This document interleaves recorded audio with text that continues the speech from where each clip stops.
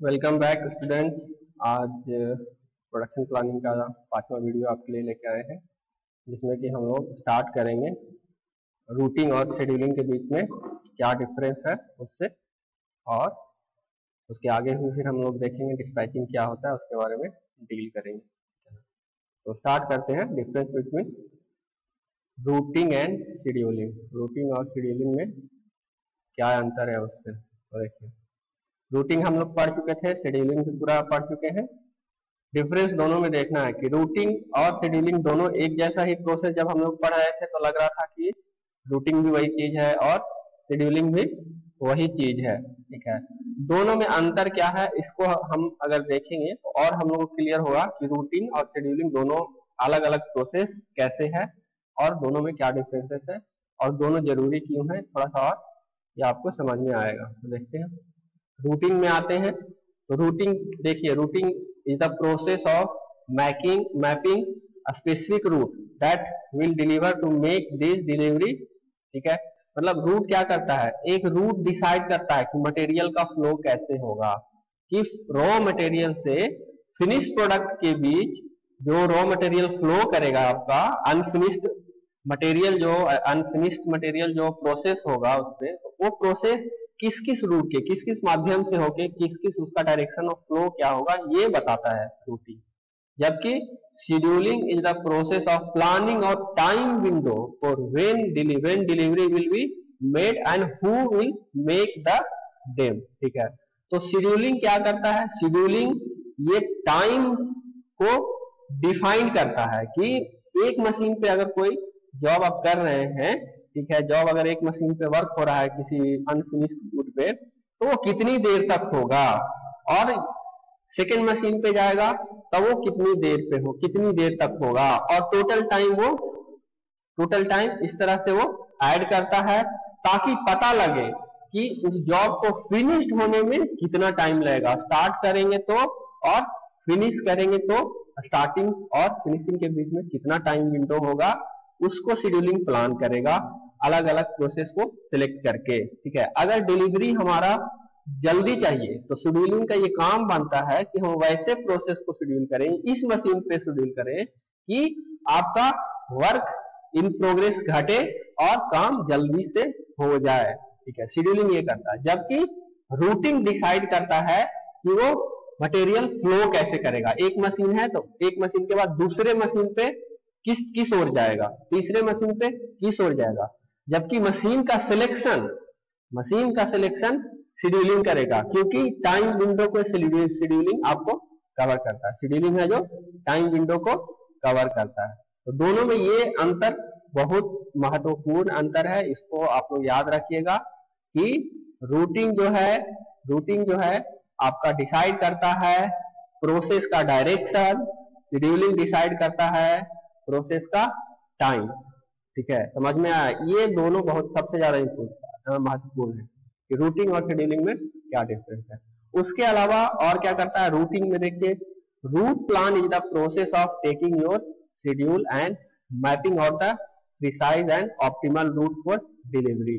Root planning is the process of taking your schedule, मतलब schedule से ये संपर्क करता है, शेड्यूलिंग डिपार्टमेंट से ये ऑब्वियसली संपर्क करता है और ऑप्टिमम शेड्यूल चेक करता है कि डिलीवर जब प्रोडक्ट हमारा बनेगा तो वो डिलीवरी किस टाइम पे होगा, डिलीवरी समय पे हो पाएगा कि नहीं हो पाएगा, और उसके लिए रूट कैसा करें कि आपका डिलीवरी जल्दी से जल्दी हो पाए। तो ये थोड़ा सा आपका रूट प्लानिंग करता है। Route planning is used to optimize the route by taking factor like vehicle capacity, constant travel time and transportation cost into account. जैसे हम लोग मटेरियल हैंडलिंग में देखे थे कि मटेरियल हैंडलिंग हम तो पहले मिनिमाइज करेंगे, मगर उसके अलावा जहां संभव हो मटेरियल हैंडलिंग कम से कम करेंगे। तो रूट प्लान उससे एक रिलेटेड है। जब आपका वर्क इन प्रोग्रेस रहेगा, एक मशीन से दूसरे मशीन पे जाएगा, तो शेड्यूल तो मशीन का टाइम डिसाइड करता है, ठीक है। तो रूटिंग डिपार्टमेंट क्या करेगा, मशीन का अरेंजमेंट इस तरह से करवाएगा कि आपको टाइम कम लगे उसमें एक मशीन से दूसरे मशीन पे जाने में, क्योंकि रूट डिसाइड करना तो रूटिंग का काम है, ठीक है। तो वो अपना रूट डिसाइड करेगा कि उसमें कोई टाइम विंडो ये कम कर सकता है क्या। फिर कैपेसिटी, केवल उतना ही नहीं, व्हीकल का कैपेसिटी है इसके अनुसार भी वो डिफाइन करेगा, ठीक है। ट्रेवल टाइम रिड्यूस करेगा, उसके बाद ट्रांसपोर्टेशन कॉस्ट को ये देखेगा, ठीक है, ट्रांसपोर्टेशन कॉस्ट ज्यादा हो रहा है क्या, तो ये मिनिमाइज करने का कोशिश करेगा, ये करेगा। शेड्यूल क्या करता है, वर्क लोड को अलग अलग मशीन पे जो वर्क लोड है उसको डिसाइड करता है। जैसे हम लोग शेड्यूलिंग में ही पढ़े थे ना, एन जॉब 2 मशीन पे लोड करते हैं, या एक जॉब पे एक मशीन पे 1 जॉब 1 मशीन, ये सब शेड्यूलिंग के अंतर्गत आता था। तो शेड्यूलिंग क्या करता है, वर्कलोड डिसाइड करेगा, जबकि रूटिंग आपका करता है, रूट प्लान को डिसाइड करता है, मटेरियल के फ्लो को। बेसिक डिफरेंस सबसे ज्यादा दोनों में यही है कि रूटिंग आपके मटेरियल के फ्लो को, डायरेक्शन को डिसाइड करता है, कवर करता है, जबकि शेड्यूलिंग है जो डिफरेंट मशीन पे जॉब के वर्क डन में कितना टाइम लगेगा ये इसको डिसाइड करता है, इसको मेजर करता है, उसके बाद प्रोसेसिंग टाइम को मेजर करता है, उसके बाद डिसाइड करता है कि फर्स्ट जॉब कब होगा, सेकंड जॉब कब होगा, और फर्स्ट जॉब करने में कितना टाइम लगेगा, सेकंड जॉब करने में कितना टाइम लगेगा, फोर्थ जॉब करने में कितना टाइम लगेगा। तो ये सब आपका शेड्यूलिंग करता है, और रूटिंग डिसाइड करता है फ्लो मटेरियल का फ्लो, ठीक है, मटेरियल या वर्क इन प्रोग्रेस का फ्लो, ठीक है। ये मेन डिफरेंस आपका यही है। तो वो अगर डिफरेंस रूटिंग और शेड्यूलिंग में पूछेगा तो इस तरह से हम लोग डील कर सकते हैं। नेक्स्ट हम लोग डिस्पैचिंग में आएंगे, पीपीसी का फंक्शन डिस्पैचिंग में आएंगे। डिस्पैचिंग क्या है, ठीक है, तो देखिए समझाते हैं आप लोग को डिस्पैचिंग क्या है। तो dispatching is a routine of setting productive activity in motion through release order. तो डिस्पैचिंग क्या है, एक तरह से रिलीज ऑर्डर है। डिस्पैचिंग एक तरह से आपका रिलीज ऑर्डर है, किसका, जो उस प्रोडक्ट के लिए जो हम प्लान किए हैं उस प्लान को, उस इंस्ट्रक्शन को एज ए वर्क के रूप में ट्रांसफॉर्म करने के लिए ऑर्डर है। डिस्पैचिंग क्या है, एक ऑर्डर है जो कि हम प्रोडक्शन पीपीसी प्लानिंग में, प्रोडक्शन प्लानिंग एंड कंट्रोल में जो पढ़े थे, जो भी हम प्रोडक्ट प्लानिंग कर रहे हैं, ठीक है, तो उस प्रोडक्ट प्लानिंग को एक्चुअल प्रैक्टिस में, वर्क इन प्रोग्रेस में लाने के लिए, स्टार्ट करने के लिए, जो वर्क के लिए हम प्लान किए थे, जो प्रोडक्ट के लिए प्लान किए थे बनाने के लिए, मैन्युफैक्चर करने के लिए, उसको स्टार्ट करने का ये ऑर्डर होता है डिस्पैचिंग, ठीक है, डिस्पैचिंग। और प्री प्लान टाइम में जो हम लोग प्लान किए थे उसी के अनुसार जॉब स्टार्ट करेंगे, सीक्वेंस ऑफ ऑपरेशन जो डिसाइड किए थे उसी के अनुसार हम लोग करेंगे, और जो रूट सीड और लोडिंग शेड्यूल बनाए थे उसी के अनुसार हम लोग जॉब स्टार्ट करेंगे। तो route dispatching is nothing but release order of PPC, ठीक है, release order of product we have planned. इस तरह से हम लोग बोल सकते हैं कि डिस्पैचिंग ये है। दूसरे शब्दों में और एक डेफिनेशन इसका दिया है, in other words once a job is in area where an operation is to be performed, it has to be determined when and by whom the job will be processed, and also the sequence of waiting order to be processed. The decision of assigning various jobs to different machine and equipment is called dispatching. तो dispatching एक ऐसा order है जो deal करता है किससे, job process होगा, कहाँ होगा, किसके द्वारा होगा, ठीक है, उसका सीक्वेंस क्या है, एक सीक्वेंस हम कंप्लीट करेंगे तो उसके बाद भी कोई ऑर्डर है क्या, उसका वेटिंग सीक्वेंस क्या होगा, ये सब के साथ डील करता है। उसके अलावा डील करता है हमारे पास जो जॉब बना रहे हैं तो जॉब का असाइनिंग जो हो चुका है उसको अलग अलग मशीन पे, जो शेड्यूलिंग में मशीन किया, शेड्यूलिंग में जो हम अलग अलग मशीन पे जॉब असाइन किए थे उसका ऑर्डर है, उस इक्विपमेंट हमारे पास है कि नहीं उसका ऑर्डर है, ठीक है। तो शेड्यूलिंग हम, डिस्पैचिंग हम समझ गया कि डिस्पैचिंग एक तरह से रिलीज ऑर्डर है। किसी भी मशीन पे अगर कोई वर्कर काम कर रहा है तो जब तक उसके पास डिस्पैचिंग ऑर्डर नहीं होगा वो वर्क स्टार्ट नहीं करेगा, ठीक है। कोई नया प्रोडक्ट अगर हम बना रहे हैं, नया प्रोडक्ट अगर हम कंपनी बनाने जा रही है तो ऑपरेटर के पास जब तक डिस्पैचिंग ऑर्डर नहीं पहुंचता है वो काम स्टार्ट नहीं करता है, क्योंकि डिस्पैचिंग ऑर्डर में उसका पूरा रूट शेड्यूल रहता है, ठीक है ना। डिस्पैचिंग ऑर्डर में आपका जितना भी जॉब का पूरा डिस्क्रिप्शन रहता है, सीक्वेंस रहता है, वेटिंग सीक्वेंस का जो वेटिंग ऑर्डर है वो सब रहता है, कितने देर में बनाना है वो रहता है, इवन किसके द्वारा बनाया जाना है, ऑपरेटर का नाम वगैरह वो सब भी आपका डिस्पैचिंग ऑर्डर में रहता है। नहीं तो जिस मशीन पे ऑपरेटर वर्क कर रहा है उस मशीन का कुछ डिटेल रहता है कि इस मशीन पे ये वर्क किया जाएगा, जैसे सीक्वेंस वगैरह में वो सीक्वेंसिंग में या लोडिंग वाला जो ऑर्डर है ना उसमें हम लोग देखेंगे वो, ठीक है। तो डिस्पैचिंग समझ गया कि डिस्पैचिंग क्या है, क्या है। एक लाइन नीचे और है, the final decision of dispatching are taken within the constant setup by the schedule function. तो शेड्यूलिंग, जब तक शेड्यूलिंग हमारा कंप्लीट नहीं होता है, जब तक डिस्पैचिंग का फाइनल डिसीजन कोई भी ऑर्गेनाइजेशन या शेड्यूलर जो पीपीसी का जो हम लोग वर्क पीपीसी के अनुसार जब काम करते हैं, तो जब तक आपका शेड्यूलिंग फंक्शन कंप्लीट नहीं होता है ये डिस्पैचिंग ऑर्डर आपको मिल ही नहीं सकता, ठीक है।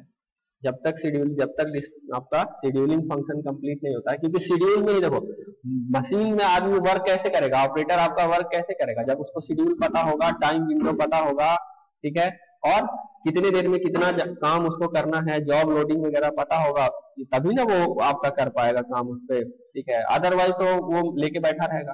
तो डिस्पैचिंग ऑर्डर सबको क्लियर करता है, एक तरह से ऑर्डर दे देता है कि आप काम करिए, इतना देर में आपको काम खत्म करना है, उस डिस्पैचिंग ऑर्डर पे आपका सारा डिटेल लिखा हुआ रहता है, ठीक है। नेक्स्ट डिस्पैचिंग का फंक्शन। अब डिस्पैचिंग का फंक्शन क्या क्या है, कौन कौन से चीज से ये रिलेटेड है डिस्पैचिंग और कौन कौन सी चीज को ये डील करता है, ठीक है। तो फंक्शन में इनपुट मटेरियल इसके पास होना चाहिए, इनपुट मटेरियल इसका फंक्शन है। उसके अलावा movement of material from the store इसका फंक्शन है, ठीक है। मतलब मटेरियल को अवेलेबल कराना, ठीक है, मटेरियल अवेलेबल है कि नहीं ये पता लगाना डिस्पैचिंग का काम है। जब तक मटेरियल अवेलेबल नहीं होगा डिस्पैचिंग ऑर्डर इशू नहीं होगा। दूसरा डिस्पैचिंग ये भी डिस्पैचिंग इंश्योर करता है आपको कि मटेरियल आपका स्टोर से वर्क प्लेस तक आ चुका है, ठीक है। मटेरियल जो आपका इन्वेंट्री है, इन्वेंट्री से आपका वर्क प्लेस तक प्रोसेस हो चुका है और आ चुका है, तभी ना डिस्पैचिंग ऑर्डर मिलने के बाद ऑपरेटर आपका वो काम स्टार्ट करेगा। बिना मटेरियल के तो वो काम करेगा नहीं, जो वर्क करना है। तो जब तक रॉ मटेरियल आपका मशीन तक नहीं रहेगा तो ऑपरेटर काम कर पाएगा, बिल्कुल नहीं कर पाएगा। तो पहला फंक्शन में डिस्पैचिंग का ये है कि अवेलेबिलिटी ऑफ इनपुट मटेरियल उसके पास अवेलेबल रहता है। उसके अलावा ये भी एक इंश्योर करता है कि मटेरियल जो आपका इन्वेंट्री या स्टोर से है प्रोसेस होने के लिए मशीन तक आ चुका है। दूसरा next function ensure the availability of all production and inspection aid. Production और इंस्पेक्शन के लिए जो जो चीज का भी रिक्वायरमेंट है वो आपको इंश्योर कर देता है। अगर डिस्पैचिंग ऑर्डर मिल गया मतलब कि ऑपरेटर या ऑर्गेनाइजेशन ये समझ जाएगा कि हमारे पास सारा चीज अवेलेबल है प्रोडक्शन के लिए, जैसे inspection, labour, operator, man and machine, वो सब आपका अवेलेबल है। उसके अलावा क्या फंक्शन है, to obtain the requisite drawings. Drawing जो मटेरियल का बना रहे हैं, जो प्रोडक्ट बना रहे हैं उसका ब्लूप्रिंट उसके पास अवेलेबल है, स्पेसिफिकेशन उस पर दिया हुआ है, मटेरियल बिल्स ऑफ मटेरियल वगैरह सब उसके पास है। ये सब तो इंश्योर करता है ये दूसरा। और उसके अलावा क्या फंक्शन है, फोर्थ फंक्शन में आइए। फोर्थ फंक्शन में असाइन करता है, फोर्थ फंक्शन में असाइन करता है कि द वर्क अप्रोप्रिएट मशीन, जो हम काम करने जा रहे हैं, जो प्रोडक्ट बनाने जा रहे हैं उसके लिए हमारे पास प्रॉपर मशीन अवेलेबल है, ठीक है। वर्क प्लेस मतलब आपके पास इंडस्ट्री है, वर्क प्लेस है, फैक्ट्री है, और फैक्ट्री में लेबर और आपका अदर वर्कर आपके पास अवेलेबल है। स्किल या नॉन स्किल दोनों हर प्रकार के वर्कर आपके पास अवेलेबल हैं। तो डिस्पैचिंग का फंक्शन है ये सब, ठीक है। मतलब ये सब होने से पहले या तो डिस्पैचिंग इसको क्लियर कराएगा, नहीं तो डिस्पैचिंग ऑर्डर आपको नहीं मिलेगा। डिस्पैचिंग ऑर्डर आपके पास आ गया है, ऑपरेटर के पास आ गया है, डिस्पैचिंग ऑर्डर इशू हो गया, मतलब ये सब चीज ऑलरेडी आपके पास है, ये इसका फंक्शन है, ये क्लियर करता है। और क्या करता है, the issue of fifth point में देखेंगे, the issue of job order authorising operation in accordance with dates and time previously planned and enter load chart and route sheet। तो डिस्पैचिंग के पास सारा कुछ जानकारी एक तरह से देख रहे हैं कि डिस्पैचिंग ऑर्डर है तो उसमें एक छोटा से छोटा डिटेल भी आपको सब मिल रहा है। प्लान जो हम बनाए हैं प्रोडक्शन प्लानिंग के तहत वो भी अवेलेबल है, लोड चार्ट भी अवेलेबल है जो सीक्वेंसिंग में हम लोग बनाए हैं, रूट शीट भी अवेलेबल है। तो ये सबको डिस्पैचिंग आपको इशू करता है। रूट शीट के पास रूट शीट वगैरह आपको सब इशू करता है, जॉब ऑर्डर वगैरह सब इशू करता है, ये सब उसके पास अवेलेबल रहता है। उसके अलावा issue of time ticket, instruction card, other requirement, other items to the worker who are perform the various activity. तो डिस्पैचिंग ऑथोराइज करता है ऑपरेटर को और इंस्ट्रक्शन देता है, टाइम टिकट देता है। उसके अलावा अदर रिक्वायरमेंट, जो भी वर्कर के लिए अदर रिक्वायरमेंट, जो आपको रॉ मटेरियल को फिनिश प्रोडक्ट में बदलने के लिए जो वर्कर उस पर काम कर रहे हैं उसको अगर कोई अदर एक्टिविटी का जरूरत है तो उसको भी ऑथोराइज करता है डिस्पैचिंग। ये हम लोग डिस्पैचिंग में देख रहे थे। नेक्स्ट आते हैं, फंक्शन ऑफ डिस्पैचिंग हम लोग का क्लियर हो गया। नेक्स्ट है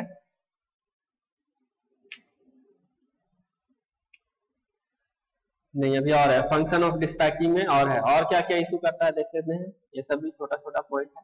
तो issue the inspection order, inspection order सब क्लियर है। मतलब डिस्पैचिंग एक तरह से कहिए कि आपका जो प्रोडक्ट बनाने के लिए जो स्टार्ट करते हैं हम लोग, उसके लिए जो चीज जरूरी होता है, जो हम प्रोडक्शन प्लानिंग में किए हैं उसको सबको ऑलमोस्ट सब चीज को अथॉरिटी प्रदान कर देता है आपको, ऑपरेटर को और वर्कर को, कि आपको अब अथॉरिटी मिल गया, जॉब आप बनाना स्टार्ट कीजिए। ठीक है, तो एक एक करके देखते हैं छोटा छोटा जो भी पॉइंट है वो सबको। ठीक है, तो 6-7 पॉइंट में देखते हैं कि इंस्पेक्शन ऑर्डर को भी इशू करता है और क्या करता है, उसके रिजल्ट का रिकॉर्ड रखता है और उसके क्वालिटी ऑफ प्रोडक्ट से मैच कर रहा है कि नहीं ये सब भी देखता है। अगर क्वालिटी ऑफ प्रोडक्ट मैच नहीं कर रहा है, स्पॉइलेज, अगर स्पॉइलेज मतलब क्या, प्रोडक्ट खराब हो रहा है, तो उसको फाइंड आउट करता है और उसके कॉज का पता लगाता है। ठीक है, ये डिस्पैचिंग का ये सभी फंक्शन है। उसके अलावा clean up the job collection of job tickets, collection of time tickets, blueprints and instruction cards, their return appropriate section of production control department। Job को क्लीन करता है, प्रोडक्ट बन जाने के बाद टाइम टिकट को कलेक्ट करता है और उसके ब्लूप्रिंट का जो इंस्ट्रक्शन कार्ड है उसको कलेक्ट करता है और फिर प्रोडक्शन डिपार्टमेंट को रिटर्न करता है। क्योंकि जॉब टिकट केवल देखने के लिए नहीं होता है कि हाँ जॉब टिकट मिल गया अब हम काम करना स्टार्ट कर दिए। काम फिनिश होने के बाद इस जॉब टिकट पे ऑपरेटर को वेरीफाई करना होता है कि मेरा काम पूरा हुआ कि नहीं। ठीक है, उसके बाद वो जो जॉब टिकट के साथ जो वर्कर का ब्लूप्रिंट जो मिला था उससे वो मैच कराएगा, उसके इंस्ट्रक्शन के अनुसार काम करेगा और उसको मैच कराएगा कि जिस जो ब्लूप्रिंट हमको मिला है उस स्पेसिफिकेशन में बना है कि नहीं बना है। ठीक है, ये तो ऑपरेटर खुद करेगा। उसके बाद अगेन इंस्पेक्शन डिपार्टमेंट उसको फिर से चेक करेगा। ठीक है, ऑपरेटर का काम यहाँ पे खत्म, वो रिटर्न कर देगा section of production control department को सारा चीज। ठीक है, जॉब बन गया, उसका जितना काम था कर दिया, उसके बाद वो अपने हिसाब से ब्लूप्रिंट से मैच कराएगा। तो ऑपरेटर तो बोलेगा कि हम जॉब सही बनाए। अगर एकदम से खराब बनेगा, एकदम से स्पॉइल्ड हो जाएगा प्रोडक्ट, तो उसको तो वो अलग कर देगा। मगर अगर उसको लगेगा कि प्रोडक्ट सही है तो वो उसको वेरीफाई करके ओके करेगा।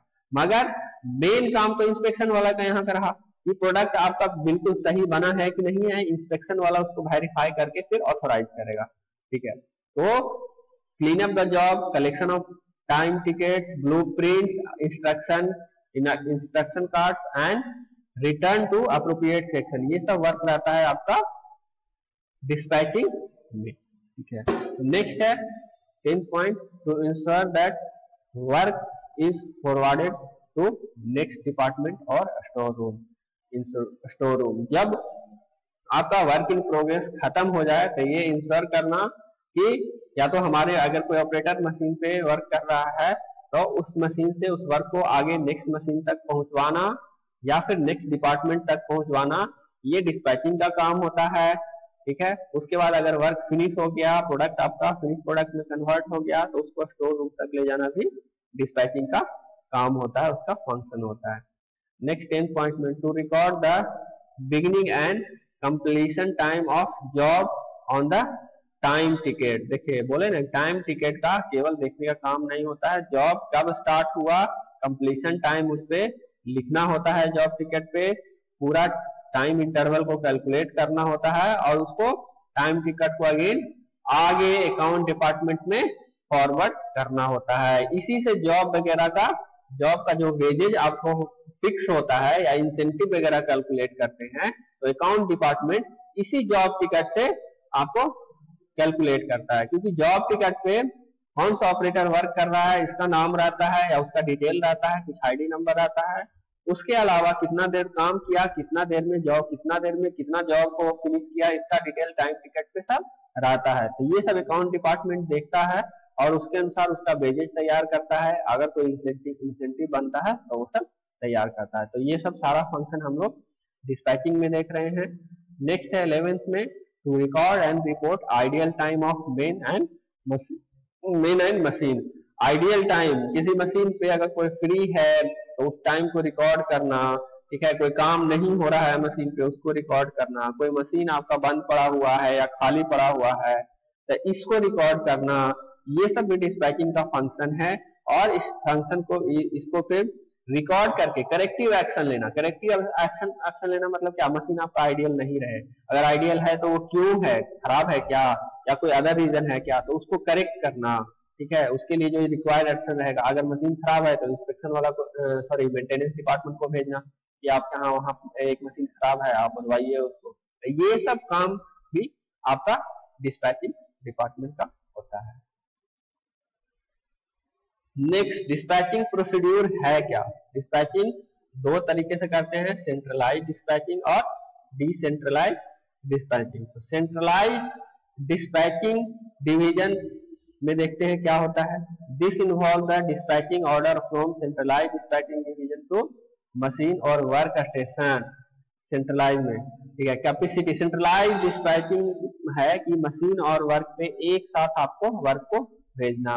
Capacity and characteristics of each machine is recorded central dispatching division. जो भी अलग अलग मशीन है उसका सब का रिकॉर्ड आपका रखते हैं और एक सेंट्रलाइज डिस्पैचिंग स्टेशन बना हुआ होता है, वहां पे सारे मशीन को हम सारा मशीन के रिकॉर्ड को भेजते हैं। तो किसमें, सेंट्रलाइज डिस्पैचिंग डिवीजन में। Regardless of type of dispatching, it is customary for department to department themselves to inform the start date, progress date each order by means of wall chart।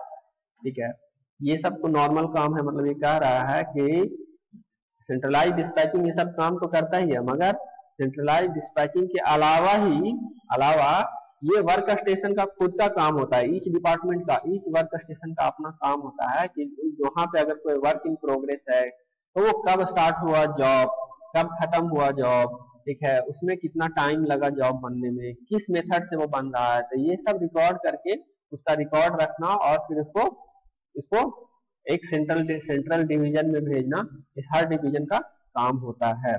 तो centralise division मतलब एक तरह से ये कहता है कि सेंट्रलाइज डिवीजन में मैन मशीन आपका वर्क कर रहा है, उसका रिपोर्ट आप एक जगह सेंट्रलाइज डिवीजन में आप लोग भेजते हैं। तो ये सेंट्रलाइज डिस्पैचिंग हो गया। अब उसमें जो करेक्टिव एक्शन वगैरह होगा वही स्टेशन लेगा, अलग अलग कोई डिवीजन नहीं लेगा, ठीक है। आप केवल अलग अलग डिवीजन, वर्क डिपार्टमेंट केवल वर्क करेगा और वर्क करने के बाद उसका रिकॉर्ड रखेगा और रिकॉर्ड को डिस्पैचिंग स्टेशन पे वो भेजेगा। Next, decentralize. In the decentralize देखते हैं कि डिसेंट्रलाइज डिवीजन क्या है। अगर सेंट्रलाइज नहीं समझ में आया है तो इसको देखिए, एक बार क्लियर हो जाएगा कि डिसेंट्रलाइज और सेंट्रलाइज में क्या अंतर है। और डिसेंट्रलाइज में हम लोग देख रहे थे कि जो भी वर्क इन प्रोग्रेस था, जो वर्क कर रहे थे, उसका रिपोर्ट एक सेंट्रलाइज डिवीजन को भेज रहे थे और वहीं से फिर करेक्टिव एक्शन या फिर डिस्पैचिंग ऑर्डर आपको एक जगह से ही अलग अलग डिपार्टमेंट में जा रहा था। डिसेंट्रलाइज डिस्पैचिंग में देखते हैं क्या होता है। तो डिसेंट्रलाइज डिस्पैचिंग कहता है कि in the decentralized the manufacturing schedule or work order in blanket function, blanket fashion का मतलब क्या हुआ सोचिए तो, in blanket fashion to the foreman और dispatching clerk within the department, it is duty of foreman और clerk to dispatch the order. Decentralize में देख रहे हैं कि अगर आपका वर्क इन प्रोग्रेस शुरू हुआ तो ऑर्डर कौन ले रहा है, जो वर्क कर रहा है खुद, या तो अलग अलग डिवीजन का क्लर्क, या उसका क्या है जो अगर कोई फॉरमैन है, फॉरमैन का मतलब क्या हुआ, फॉरमैन का मतलब क्या हुआ, सुपरवाइजर जिसको बोलते हैं, सुपरवाइजर को ही जनरली फॉरमैन बोला जाता है। तो जो डिसेंट्रलाइज्ड डिस्पैचिंग में जॉब कब स्टार्ट होगा और कब खत्म होगा, जो और जॉब स्टार्ट करने का जो इशू था डिस्पैचिंग में हम लोग पढ़े थे। डिस्पैचिंग है क्या, बेसिक में जाइए तो डिस्पैचिंग क्या है, जॉब रिलीज ऑर्डर, मतलब जॉब स्टार्ट करने का ऑर्डर, काम स्टार्ट करने का ऑर्डर। तो सेंट्रलाइज्ड डिस्पैचिंग में हम लोग पढ़े कि जॉब स्टार्ट करने का ऑर्डर जो लेता है एक सेंट्रलाइज्ड ऑफिस है डिस्पैचिंग का, वो ले रहा है, ठीक है। मगर डिसेंट्रलाइज्ड डिस्पैचिंग में काम तो आपको बटा हुआ है वही है, मगर जॉब स्टार्ट करने का ऑर्डर कौन दे रहा है, आपका सुपरवाइजर। हर एक डिपार्टमेंट में अलग अलग सुपरवाइजर है, या फिर क्लर्क है जिसके अंडर में वो वर्क है, या फिर इवन ऑपरेटर है, वो उसको ऑर्डर देता है, डिस्पैचिंग ऑर्डर देता है। जबकि सेंट्रलाइज्ड डिस्पैचिंग में फोरमैन या फिर क्लर्क को ये पावर नहीं रहता है कि वो जॉब को बनाना स्टार्ट करने का ऑर्डर दे। वो सेंट्रल एक कमांड, जैसे बोलते हैं ना कि प्रधानमंत्री हम लोग के देश का सेंट्रल कमांड है, तो प्रधानमंत्री जो बोलेंगे वही उनका छोटा छोटा मंत्री, जैसे डिफेंस वाला मंत्री हो गया, गृह मंत्रालय हो गया, उसके निर्देश पे काम करेगा, काम स्टार्ट करेगा। अब मोदी जी बोलेंगे तभी यहाँ काम शुरू होगा, नीतीश बाबू करेंगे, या मोदी जी बोलेंगे तब झारखंड में आपको मुंडा जी काम शुरू करेंगे, ठीक है। जबकि डिसेंट्रलाइज का मतलब हुआ कि यहाँ नीतीश जी अपना डिसीजन खुद से ले सकते हैं, ठीक है। क्या काम कब शुरू करना है कब नहीं शुरू करना है, वो काम नीतीश जी खुद से स्टार्ट कर सकते हैं, उनको मोदी जी के ऑर्डर का इंतजार नहीं करना चाहिए। तो ये हो गया डिसेंट्रलाइज डिस्पैचिंग। या फिर अगर अपने कॉलेज को ही लेते हैं, ठीक है, तो प्रिंसिपल आपके कौन से हैं, अपू सर हैं प्रिंसिपल, ठीक है। तो सेंट्रलाइज डिस्पैचिंग में होता है कि जो प्रिंसिपल सर बोलेंगे कि ये आपको पढ़ाना शुरू करना है कल से, और कल से हम पढ़ाना स्टार्ट करेंगे, तो ये सेंट्रलाइज डिस्पैचिंग हो गया, ठीक है। मगर डिसेंट्रलाइज डिस्पैचिंग में अगर आपको सर बोल दिए कि हाँ आपको पढ़ाना है, ठीक है, मगर डिसीजन छोड़ दिए हम पे, ठीक है, आप कभी भी शुरू कर सकते हैं, कल परसों तरसों से, तो वो हमारे हाथ में डिसीजन है कि हम जॉब बनाना शुरू किए परसों से, आपको पढ़ाना शुरू किए परसों से। हम आज से भी कर सकते थे या 2 दिन बाद भी कर सकते थे। तो अगर ये सब हो गया तो वो आपको डिसेंट्रलाइज डिस्पैचिंग कहलाएगा, ठीक है। नेक्स्ट डिस्पैचिंग ऑर्डर जब इशू होता है ना, तो उसके साथ कुछ कुछ आपको फॉर्म्स या ऑर्डर के रूप में आपको मिलते हैं, तो उसी को हम लोग पढ़ेंगे कि फॉर्म्स यूज इन डिस्पैचिंग, ठीक है। अलग अलग फॉर्म जैसे जॉब ऑर्डर, टाइम टिकट, ये सब हम लोग देखेंगे, ठीक है। तो ये एक तरह से डिस्पैचिंग का हिस्सा रहता है। डिस्पैचिंग ऑर्डर ही एक है, डिस्पैचिंग ऑर्डर में एज ए डॉक्यूमेंट के रूप में ये भेजा जाता है काम स्टार्ट करने के लिए, ठीक है। तो पहला है टूल ऑर्डर। तो टूल ऑर्डर कुछ इस तरह से होगा, देखिए, it is a normal practice to specify the tool, jigs and fixture of each job. The function of tool order is to ensure the availability of this tools at right time when the job schedule start. A typical order is shown in picture below, ठीक है। तो आपको कह रहा है कि tool order हमारे पास dispatching अगर है तो डिस्पैचिंग के साथ टूल ऑर्डर होना चाहिए, और टूल ऑर्डर है तो ऑपरेटर के पास जाएगा ये सब टूल ऑर्डर, वो वेरीफाई करेगा हमारे पास ये सब टूल है कि नहीं, ऐसे होना चाहिए। डिस्पैचिंग मिल गया है मतलब आपको कंपनी या मैनेजमेंट इंश्योर कर दिया है कि ये सब टूल आपके पास अवेलेबल रहेगा जो टूल ऑर्डर में लिखा हुआ है। तो टूल ऑर्डर में क्या लिखा हुआ रहेगा, मशीन का नाम लिखा हुआ रहेगा, ऑपरेशन का नाम लिखा हुआ रहेगा, ठीक है। अब यहाँ पे कौन कौन सा ऑपरेशन है वो लिखा हुआ होगा, उसके लिए क्या क्या टूल्स रिक्वायर्ड है वो लिखा हुआ रहेगा, वो टूल क्या वर्क करता है वो लिखा हुआ रहेगा, उसका सेक्शन क्या है, बिन क्या है, ये सब लिखा हुआ रहेगा। अब जब आप ये सब रिसीव कीजिएगा उस समय ये लिखा हुआ रहेगा, अब उसको रिटर्न करते समय भी आपको ये सब यहाँ पे वेरीफाई करके ये देना है। जब वो फिर वापस आप वर्क फिनिश होने के बाद देखिए डेट ऑफ रिटर्न, तो कब वापस किए उसको ये भी आपको लिखा हुआ रहेगा। अगर अगर टूल ऑर्डर नहीं है आपके पास, अगर टूल ऑर्डर नहीं है आपके पास, तो यहाँ पे डेट रिक्वायर्ड करके आप भेज सकते हैं कि ये टूल का हमको रिक्वायरमेंट है। डिस्पैचिंग ऑर्डर आपको दे दिया है मगर मशीन पे टूल अवेलेबल नहीं है, तो डेट रिक्वायर्ड मतलब आपको किस डेट में आप यहाँ पे फॉर्म भरिए इसको टूल ऑर्डर का, ठीक है।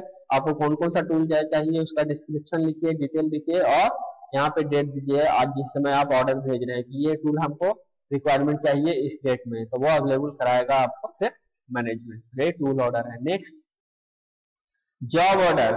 देखिए जॉब ऑर्डर का काम क्या होता है, तो देख the job function of this order is to provide the authority of a starting operator. In general this order is combined with some other forms like job card, production ticket, time ticket, inspection order and move ticket. Job order है कि job बनाने के लिए आपको order मिल गया, उसी को हम लोग बोलते हैं जॉब ऑर्डर। डिस्पैचिंग के साथ ही रहता है, जैसे आपका टूल ऑर्डर था उसी तरह से जॉब ऑर्डर भी आपका डिस्पैचिंग के साथ मिलता है, डिस्पैचिंग का हिस्सा होता है। ये ऑथोराइज करता है ऑपरेटर को कि आप काम स्टार्ट कर सकते हैं मशीन पे। सारा डिटेल देखिए इसमें एम्प्लॉय नंबर भी है, डिपार्टमेंट नंबर है, ऑर्डर नंबर है, ठीक है, पार्ट नंबर है, ऑपरेशन नंबर है। अगर कोई पीस रिजेक्ट हुआ तो उसको भी नंबर ऑफ पीसेस रिजेक्टेड भी लिखा हुआ है, ठीक है। आप लोग एक बार इसको गो थ्रू कीजिएगा कि इसमें क्या क्या है, तब समझ में आएगा। कब स्टार्ट हुआ जॉब, कब फिनिश हुआ जॉब, उसका टाइम भी लिखना है। क्वांटिटी टू रन, ठीक है, कितना चाहिए आपको रन करने के लिए क्वांटिटी रॉ मटेरियल का, वो सब भी आप लोग को यहाँ पे दिया हुआ है। इसी तरह से कुछ और फॉर्म्स है, देखते हैं एक करके। जैसे प्रोडक्शन टिकट, इसमें भी डिटेल है, एक बार इसको गो थ्रू कीजिएगा कि क्या क्या चाहिए प्रोडक्शन टिकट में, ठीक है। डिस्क्रिप्शन समझिएगा, ये सब है ना लिखा हुआ रहता है, इसका डिटेल वगैरह है। यहाँ पे जो आपका खाली स्थान है ना इसमें भरना होता है। जब आपको प्रोडक्शन टिकट मिल गया, प्रोडक्शन होने के बाद सब ऑपरेशन का नाम, पार्ट नंबर, ऑर्डर नंबर, ये सब, start time, finish time, amount earn, rejected piece, ये सब आपको लिखना होता है। उसी तरह इंस्पेक्शन ऑर्डर भी आता है। ये एक ही बार, ये जितना भी फॉर्म मिल रहा है ना सब आपका डिस्पैचिंग ऑर्डर के साथ रहता है। ये सब साथ मिल करके जो 5-6 वो ऑर्डर टिकट देखे या फॉर्म्स देखे, ये 5-6 वो फॉर्म मिल करके आपका डिस्पैचिंग बनाता है, डिस्पैचिंग ऑर्डर मिलता है।